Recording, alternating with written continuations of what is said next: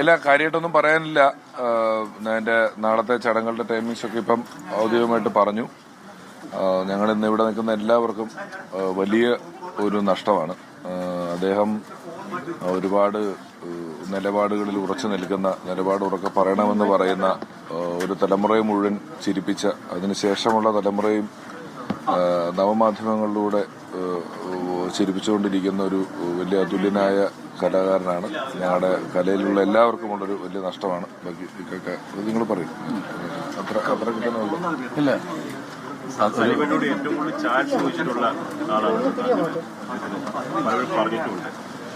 അല്ല, ഞാൻ സലീമിന് വേണ്ടിയിട്ട് ചാൻസ് ചോദിച്ചത്, സിനിമയ്ക്ക് വേണ്ടി. അല്ല, ഞങ്ങൾ 10-30 വർഷമായിട്ട് ഒരുമിച്ച്, അതായത് ഓഡിയോ കാസറ്റിൽ നിന്ന് തുടങ്ങിയ ബന്ധമാണ്, സിനിമയിൽ നിന്ന് തുടങ്ങിയ ബന്ധമല്ല.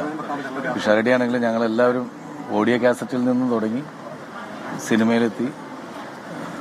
ഇപ്പോഴും സൗഹൃദം തുടർന്നുകൊണ്ടിരിക്കുന്ന ഏറ്റവും അടുത്ത സുഹൃത്തുക്കളിൽ ഒരാൾ പോയി.